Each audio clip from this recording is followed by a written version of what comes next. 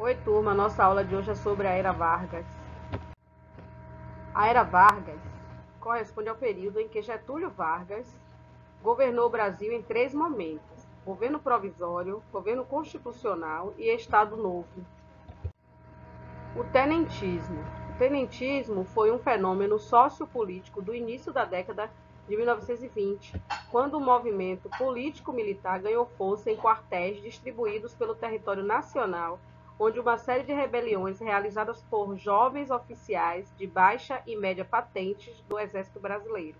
Evidentemente, descontentes com a situação política brasileira, eles buscaram abalar suas estruturas ao tentar derrubar as oligarquias rurais, que dominavam o país e constituíam um pilar fundamental das tradições da República Velha. Vale destacar os movimentos tenentistas mais importantes: Coluna Prestes, Revolução de 1924, a Comuna de Manaus, a Revolta dos 18 do Forte de Copacabana. A Coluna Prestes. A Coluna Prestes, ou Coluna de Miguel Costa Prestes, representou um dos movimentos tenentistas de cunho político-militar, ocorrido entre 1925 a 1927, no período conhecido como República Velha, durante o governo do presidente Arthur Bernardes. A Coluna Prestes defendia, dentre outras coisas, a reforma educacional, acesso ao ensino público e primário, a reforma social, abolir a desigualdade social, a reforma política, democracia e voto secreto, a liberdade dos meios de comunicação e o fim da exploração dos coronéis, bem como o sistema de voto de cabresto, voto aberto. Além disso, os tenentistas, formados em grande maioria por militares, sobretudo capitães e tenentes, estavam insatisfeitos com as formas de governo e exigiam a destituição do presidente, bem como o fim das oligarquias rurais, elites agrárias, que dominavam a cena política do país. A partir disso, diversos levantes militares foram realizados desde 1924, com destaque para a Revolta dos 18 de Copacabana, a Revolução de 1924, a Comuna de Manaus e a Coluna Prestes. O governo provisório. O governo provisório caracterizou-se pelo início do processo de centralização do poder, pela eliminação dos órgãos legislativos em níveis federal, estadual e municipal e ausência de eleições. Também foram criados novos ministérios, como o Ministério do Trabalho, Indústria e Comércio e o Ministério da Educação e Saúde, ambos em 1930. Estas medidas, somadas à nomeação de interventores estaduais, provocaram o descontentamento de vários estados, em particular o estado de São Paulo, que pegou em armas contra Getúlio Vargas, num levante conhecido como a Revolução Constitucionalista. Após a Revolução Constitucionalista de 1932, Getúlio Vargas teve que promover eleições legislativas e convocar a Assembleia Constituinte para elaborar uma nova Carta Magna em 1934. Nesta, havia importantes mudanças políticas, como o voto feminino, estabeleceu o ensino primário gratuito e obrigatório e criou a Justiça do Trabalho. Governo Constitucional. Durante o governo constitucional, ocorre a revolta comunista, conhecida como intentona em oposição ao governo.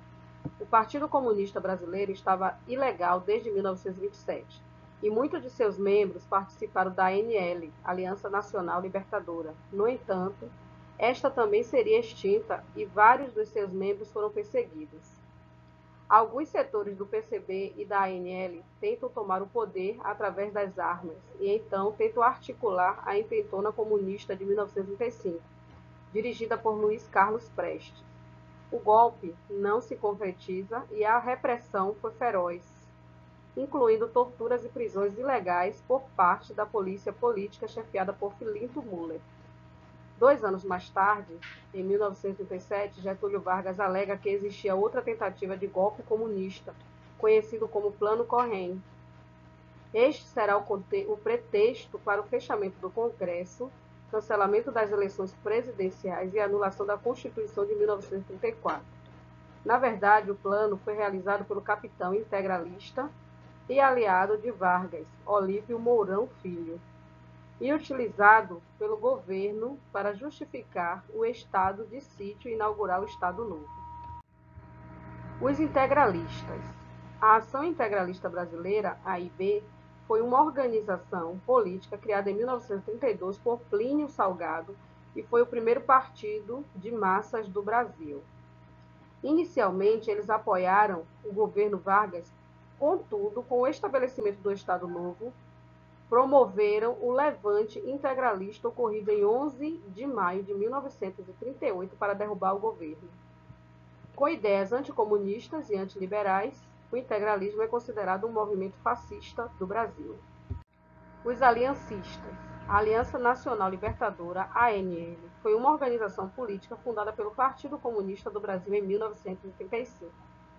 O Manifesto Público da Aliança, lido na Câmara dos Deputados no dia 17 de janeiro de 1935 pelo deputado Gilberto Gabeira, representante dos trabalhadores, expressa a indignação do povo com relação à situação política e econômica do Brasil em decorrência do governo de Getúlio Vargas.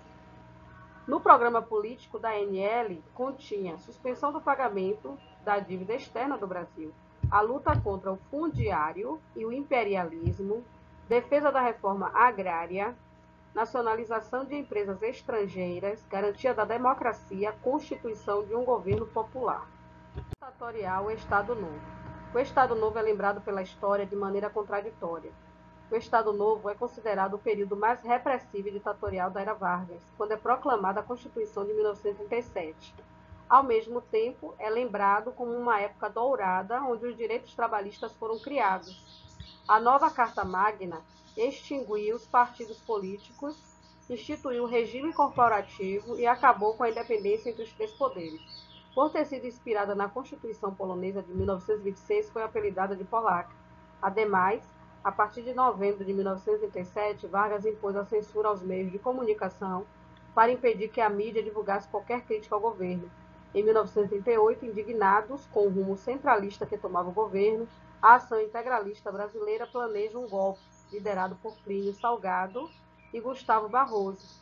Os integralistas tentam tomar o poder, mas são derrotados e seus participantes são presos ou exilados. O Estado Novo e os trabalhadores. No plano econômico, a era Vargas se caracteriza por medidas de nacionalização, bem como levar a cabo a sua política trabalhista com a concepção da CLT, Consolidação das Leis do Trabalho. No âmbito legislativo, estabeleceu o Código Penal e o Código de Processo Penal. O fim da era Vargas. A contradição entre lutar contra a ditadura e viver um regime sem democracia determinou o começo do fim da era Vargas. Vários intelectuais, associações de estudantes e mesmo parte dos militares começam a protestar abertamente contra o regime varguista. No dia 29 de outubro de 1945, Getúlio Vargas foi deposto por um golpe militar e pela UDN, União Democrática Nacional, sendo conduzido ao desterro na sua cidade natal, São Borja, Rio Grande do Sul. Porém, em 1951, retornaria à presidência, concorrendo pelo Partido Trabalhista Brasileiro, PTB. Neste mandato, alcançado pelo voto popular, lança as bases para a criação da Petrobras. Vargas suicidou-se no Palácio do Catete em 24 de agosto de 1954 com um tiro no peito. Sua carta-testamento explicava os motivos da sua decisão com uma frase célebre: "Deixo a vida para entrar na história". Então, turma, essa é a nossa aula de hoje, a Era Vargas. E para fixar o assunto, eu proponho atividade em casa. Pesquise sobre a Constituição de 1937 e identifique quais direitos foram para a classe trabalhista. E escreva sua pesquisa em papel pautado, mínimo de 15 linhas. Então é isso, turma. Até a próxima aula. Um beijo.